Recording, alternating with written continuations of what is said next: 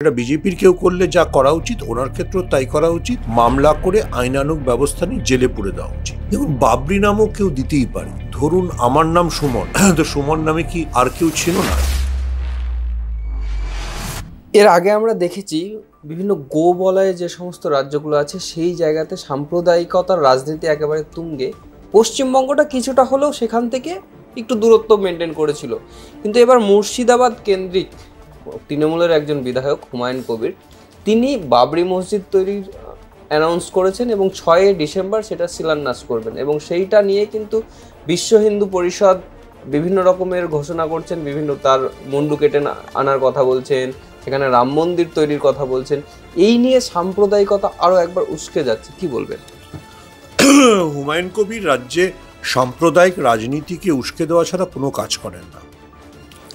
উনি একটা খুব খারাপ মন্তব্য করেছিলেন বলে তার পাল্টা হিসেবে বিজেপির পোস্টার বয় মিঠুন চক্রবর্তী মুর্শিদাবাদের জনগণের উদ্দেশ্যে খুব আরও সাম্প্রদায়িক একটা মন্তব্য করেছিলেন।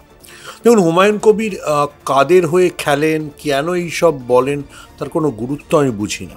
আমি যেটুকু বুঝি যে হুমায়ুন কবির যদি সাম্প্রদায়িকতার উস্কানিমূলক কোনো কাজ করেন তাহলে যে কোনো, মানে সেটা বিজেপির কেউ করলে যা করা উচিত ওনার ক্ষেত্রেও তাই করা উচিত।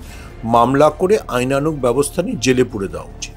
হুমায়ুন কবির যদি 6 ডিসেম্বরকে কেন্দ্র করে সাম্প্রদায়িক উস্কানি দেওয়ার চেষ্টা করেন এবং যাকে কেন্দ্র করে বিশ্ব হিন্দু পরিষদ পাল্টা সুযোগ পেয়ে যায়, তাহলে আমি ধরে নেব যে উনি ওয়াইসির পথেই হাঁটছেন, যেখানে উত্তেজনা, দাঙ্গা এই সবগুলোর দিকে রাজ্যকে ঠেলে দেওয়া। সেক্ষেত্রে রাজ্য প্রশাসনের উচিত হবে ওনার বিরুদ্ধে ব্যবস্থা নেওয়ার। উনি তৃণমূলের বিধায়ক না উনি কিসের বিধায়ক সেটা আমি জানি না, কিন্তু কোনো সুস্থ বুদ্ধির লোক তো সাম্প্রদায়িক উত্তেজনাকে যে বাড়ানোর চেষ্টা করে না। ওনার যে উনি যেটা বাড়ানোর যদি চেষ্টা করেন, দেখুন আমি আবারও বলছি যে হুমায়ুন কবির ঠিক কী উদ্দেশ্যে এগুলো বলছেন আমি জানি না। যদি বাড়ানোর চেষ্টা করেন তাহলে সেটা দুর্ভাগ্যজনক এবং ওনার বিরুদ্ধে আইনানুগ ব্যবস্থা নেওয়া উচিত। আবারও আমি বলছি যে কেউ একটা মসজিদ বা মন্দির নিজেদের মতো করে বানাতেই পারে, তাদের যদি নির্দিষ্ট জমি থাকে, সরকার বা প্রশাসন যদি তাদের অনুমতি দেয় নিশ্চয়ই বানাতে পারে। কিন্তু যদি কোনো মন্দির বা মসজিদকে বানানোকে কেন্দ্র করে বা ভাঙাকে কেন্দ্র করে কেউ উত্তেজনা তৈরির চেষ্টা করে, সাম্প্রদায়িক মেরুকরণের চেষ্টা করে, তাহলে তার বিরুদ্ধে আইনানুগ ব্যবস্থা নেওয়া উচিত। এই বিষয়ে কিন্তু রাজ্যপাল মন্তব্য করেছেন যে হুমায়ুন কবিরকে অগ্রিম গ্রেপ্তার করা দরকার এবং রাজ্যকে তিনি নির্দেশ দিয়েছেন বা চিঠি লিখেছেন। সিভি আনন্দ বোস তো এখনো রাজ্যের আইন শৃঙ্খলার দায়িত্ব নেননি। রাজ্য প্রশাসনের হাতে রাজ্যের আইন শৃঙ্খলার দায়িত্ব। তবে আমিও মনে করি যে হুমায়ুন কবির যদি কোনো ধরনের বাড়াবাড়ি করেন যাতে সাম্প্রদায়িক উত্তেজনা তৈরি হয়, যাতে সাম্প্রদায়িক আগুনে আবার পশ্চিমবঙ্গকে শেখার চেষ্টা করা হয়, তাহলে তার বিরুদ্ধে কঠোরতম ব্যবস্থা নেওয়া উচিত। মমতা বন্দ্যোপাধ্যায় বৃহস্পতিবার সম্ভবত মুর্শিদাবাদ থাকবেন। তিনি নিশ্চয়ই জেলা প্রশাসন বা রাজ্য প্রশাসনের সাথে কথা বলে বিষয়টি দেখবেন বলে আমার মনে হয়। যে মসজিদ বা মন্দির যে কোনো ব্যক্তি তৈরি করতে পারে, সেখানে প্রবলেম নাকি বাবরি মসজিদ এই নামটা সমস্যা? দেখুন, বাবরি নামও কেউ দিতেই পারে। ধরুন আমার নাম সুমন, তো সুমন নামে কি আর কেউ ছিল না? সুমন নামে আরও 100 জন থাকতে পারে। কেউ চোর হতে পারে, সুমন নামে কেউ সাধু হতে পারে, সেটা সমস্যা না। আপনি গোটা ঘটনাটাকে কেন্দ্র করে যে হিন্দু মুসলমান ভেদাভেদ বা মেরুকরণের চেষ্টা করছেন সেটা হচ্ছে চিন্তাজনক। উনি ওনার বাড়িতে বাবরি নামে একটা যদি কোনো কিছু খোলেন তাহলে কি কেউ আপত্তি করতে পারে? বা আমি আমার বাড়িতে যদি মানে শ্রীকৃষ্ণের নামে কিছু খুলি কেউ আপত্তি করতে পারে? আপত্তি করতে পারে না। উনি যেটা করবার চেষ্টা করছেন এবং পারপাসফুলি করবার চেষ্টা করছেন বলে মনে করা হচ্ছে যে একটা সাম্প্রদায়িক মেরুকরণ এবং উত্তেজনা তৈরির চেষ্টা, সেটা ক্ষতিকর এবং সেটাকে রাজ্য প্রশাসনের যে কোনো মূল্যে বন্ধ করা উচিত। আমরা বারবার শুনেছি তার মুখে, হুমায়ুন কবিরের মুখে, নতুন দল প্রতিষ্ঠার একটা প্রবণতা বা নতুন দল ঘোষণা উনি করবেন।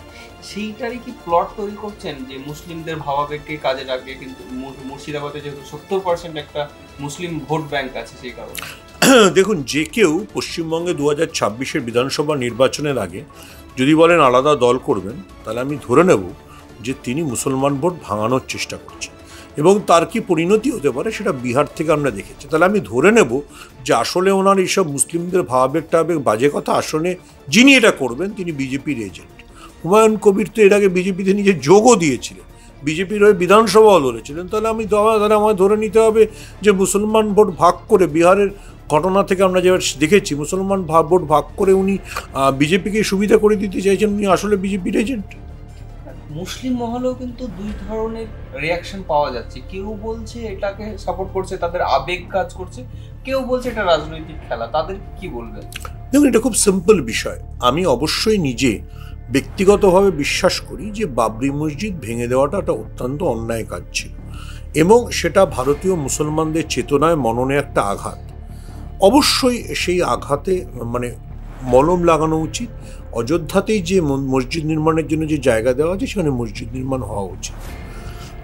অযোধ্যায় রাম মন্দির নির্মাণ হয়েছে সেটা আলাদা প্রশ্ন, কিন্তু আবারও বলছি, যদি কোনো মুসলমান ভাবেন যে এইটাকে কেন্দ্র করে একটা সাম্প্রদায়িক উত্তেজনা তৈরি হবে, তাহলে হিন্দুদের মধ্যে উত্তেজনা তৈরি হবে, তখন সংখ্যাগুরু এবং সংখ্যালঘুর মধ্যে সংঘাত তৈরি হবে, যে সংঘাতটা না রাজ্যের জন্য ভালো, না সংখ্যাগুরুর জন্য ভালো, না সংখ্যালঘুদের জন্য ভালো। যদি রাজ্যে কোনো ধরনের সাম্প্রদায়িক উত্তেজনা তৈরি হয়, তাহলে সবচেয়ে ক্ষতি কাদের হবে? মুসলমানদের হবে। তাদের দাঙ্গা হলে তাদের ঘর পুড়বে, তাদের উপর আক্রমণ নেমে আসবে। ফলে এই ট্র্যাপে যারা পা দেবেন, সে মুসলমান যার যদি হন তিনি, তাহলে তিনি ভুল করবেন। আমি বিশ্বাস করি এবং আমার মনে হয় সেটাই সঠিক যে এই সময় দরকার রিস্ট্রেন্ট, সংযত হয়ে আপনি যে অন্যায়ের প্রতিবাদ করতে চাইছেন সেটা ভোটের মাধ্যমে করতে পারেন। সেটা রাস্তায় নেমে ভাঙ চুর, ধ্বংস, দাঙ্গা, এগুলোর মাধ্যমে কোনো কিছু হয় না। ওয়াইসি এই ধরনের রাজনীতি, মানে হায়দ্রাবাদে মুসলমানদের খেপানো, এসডিপিআই এই ধরনের রাজনীতি অনেকবার করেছে, তাতে আদতে কি কোনো লাভ হয়েছে? কোনো লাভ হয়নি। ফলে আমার মনে হয় যদি মুসলমানরাও না বোঝেন, আবার আমি রিপিট, মুসলমানদের কাছে আমার করজোড়ে আবেদন থাকবে, বুঝুন যে এইভাবে ভোট ভাগ করে আপনাদের খেপিয়ে তুলে দাঙ্গা বাঁধানোটাই বিজেপির উদ্দেশ্য। বিজেপির দাঙ্গার একটা টিপিক্যাল প্যাটার্ন আছে, আপনি দেখবেন গোটা পৃথিবীতে ওরা সেটা করে। ইসরায়েলেও দেখবেন এইভাবেই দাঙ্গা হচ্ছে, মসজিদের সামনে গিয়ে কিছু উত্তেজনক স্লোগান, তারপরে মুসলমানরা বেরিয়ে আসবে, প্রতিরোধ হবে, সেই প্রতিরোধের সময় হাতাহাতি হবে, দিয়ে দাঙ্গা শুরু হয়ে যাবে। এবার মুসলমানদের নিয়ম, মানে আমি দেখলাম যে কে যেন লিখেওছেন যে এই ধরনের প্ররোচনা যখন হয় মসজিদের সামনে এসে উত্তেজনা, ঝামেলা, চিৎকার চেঁচামেচি, সেটাতে নির্বিকার থাকা। আপনি যেই প্রভোকেশনে পা দেবেন তখনই আপনার নিজের ক্ষতি হয়ে যাবে। এটা ক্রিকেট মাঠের মতো। ক্রিকেট মাঠে আপনি স্লেজিংয়ে যেই পা দেবেন, আপনার নিজের ব্যাটিং নষ্ট হয়ে যাবে। মুসলমানদের কাছে কোনটা এখন বেশি জরুরি? এই ধরনের ঝামেলা ঝঞ্ঝাটে জড়ানো, না মুসলমান ছেলেমেয়েরা পড়াশুনো করবে, শিক্ষিত হবে, চাকরি পাবে, ডাক্তার হবে, ইঞ্জিনিয়ার হবে, অন্য পেশায় যাবে, মুসলমানরা ব্যবসা বাণিজ্য করবে? সাম্প্রদায়িক মেরুকরণে তো দাঙ্গা হবে, দাঙ্গা হলে কারো ঘর পুড়বে, সেটা বেশি জরুরি।